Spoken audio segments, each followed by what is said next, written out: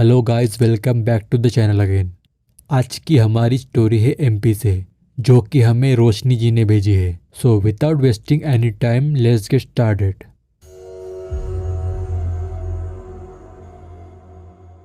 मैं एमपी की रहने वाली हूँ। मैं एक बीएससी एग्रीकल्चर की स्टूडेंट हूँ।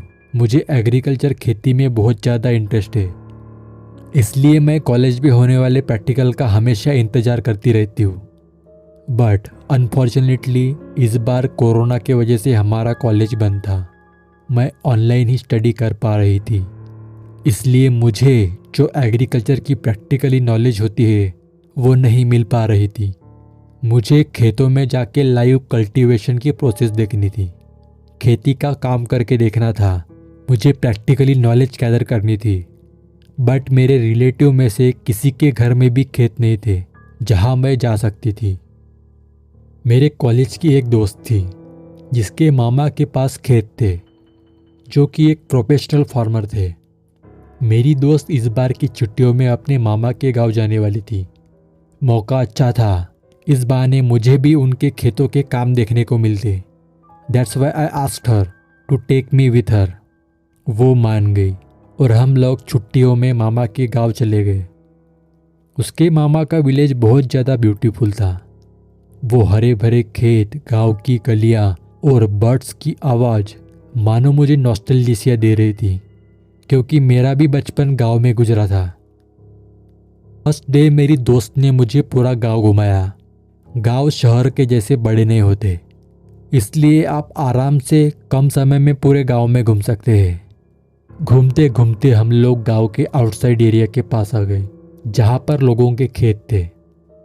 जनरली गांव में लोगों के खेत आउटसाइड एरिया में होते हैं, गांव के बाहर होते हैं।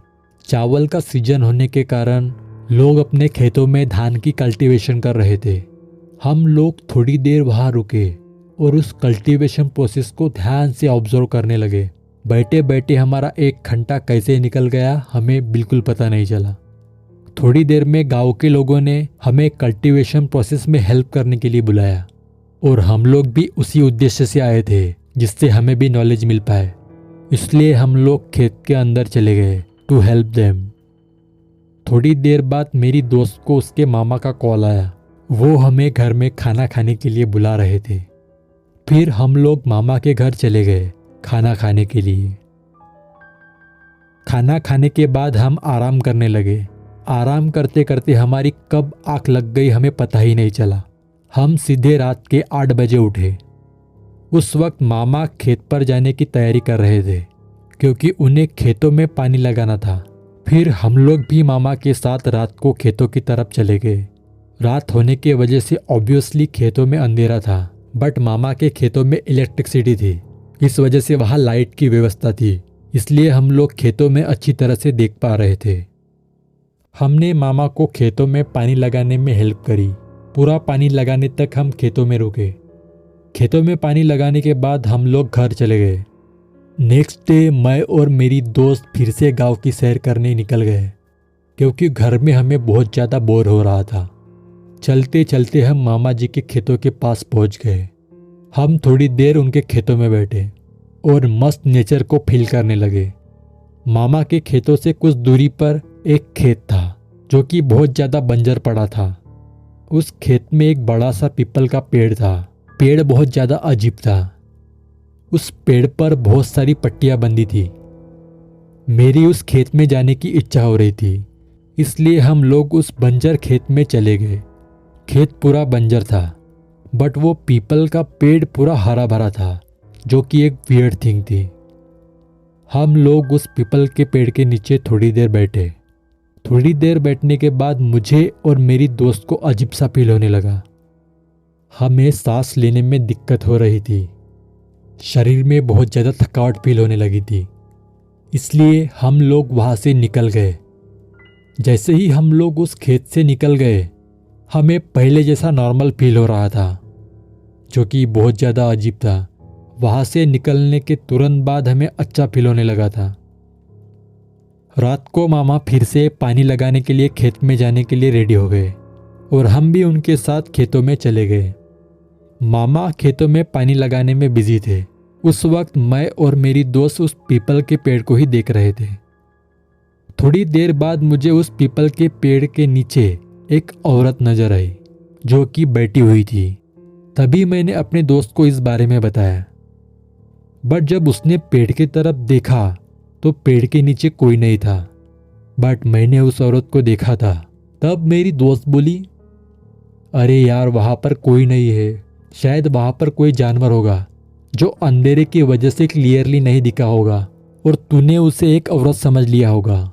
छोड़ इस बात को, वहाँ पर कोई नहीं है। मैंने अपनी दोस्त की बात को मान लिया। मुझे लगा वहाँ पर कोई जानवर होगा, बट कुछ देर बाद फिर से मुझे वो औरत दिखी जो कि इस बार पेड़ पर बैठी हुई थी और उसके साथ उसके 2 छोटे बच्चे भी थे।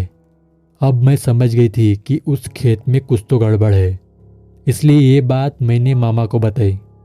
फिर मामा बोले, बच्चों अभी फिलहाल घर चलो, घर चलने के बाद मैं तुम्हें सब कुछ बताऊंगा। घर आने के बाद मामा ने हमें सारी बात बताई एंड अकॉर्डिंग टू हिम वो खेत एक बूढ़ी औरत के है जो कि कई सालों पहले मर चुकी है। वो बहुत गरीब थी, उसके 2 बच्चे भी थे जिसका पालन पोषण वो खुद किया करती थी। उन खेतों में फसल उगा के वो अपने लाइफ को जैसे तैसे चला रही थी। उसके खेत बहुत ज़्यादा उपजाऊ थे, इसलिए उसके खेतों पर हमेशा गांव के साहूकार की नज़र थी। साहूकार ने उस औरत को कई बार उस खेतों को बेचने को बोला। साहूकार उन खेतों को खरीदना चाहता था, बट वो औरत उन खेतों को नहीं बेचना चाहती थी और इस वजह से एक दिन साहूकार और उस औरत का झगड़ा हो गया और दूसरे दिन साहूकार ने उस औरत के खेतों में आग लगा दी। उस वक्त वो औरत खेतों में काम कर रही थी। जब साहूकार ने उसके खेतों में आग लगाई तब उस वक्त उस खेत में वो औरत और उसके बच्चे भी थे। आग देखने के बाद वो औरत आग बुझाने की कोशिश करने लगी और इस चक्कर में वो औरत और उसके 2 बच्चे भी आग के चपेट में आ गए और वो तीनों एक्सपायर हो गए और तब से उसके खेत बंजर है। कई बार लोगों ने उस पीपल के पेड़ पर उसे देखा है। उसकी आत्मा को आज तक शांति नहीं मिली है। उसकी आत्मा आज भी उन खेतों में भटकती रहती है, उस पीपल के पेड़ के नीचे। उस खेत में जो पीपल का पेड़ है, उस पेड़ में उस औरत की आत्मा वास करती है जो कि उन खेतों से बाहर नहीं आ पाती। गांव वालों ने तंत्र मंत्र करके उसकी आत्मा को उस पीपल के पेड़ के अंदर लॉक कर दिया है। ये कहानी सुनने के बाद I was so scared about that lady. हम लोग अपने रूम में सोने गए। मेरी दोस्त और मैं एक ही रूम में सोए थे। मुझे बार बार ऐसा फील हो रहा था जैसे कि वो औरत मेरे आसपास हो। मैं रात को जब पानी पीने के लिए उठी तब मेरे रूम के विंडो से मुझे अजीब सी आवाज आई। मुझे लगा कि घर के बाहर वो औरत होगी, इसलिए मैं दौड़कर अपने बेड के तरफ चली गई और ब्लैंकेट के अंदर घुस गई। उस लिली का डर मेरे मन में इतना हावी हो चुका था कि छोटी से छोटी आवाज भी मुझे डरा रही थी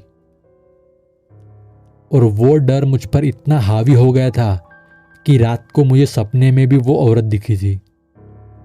इसलिए नेक्स्ट डे मैंने अपने शहर वापस जाने का डिसीजन लिया।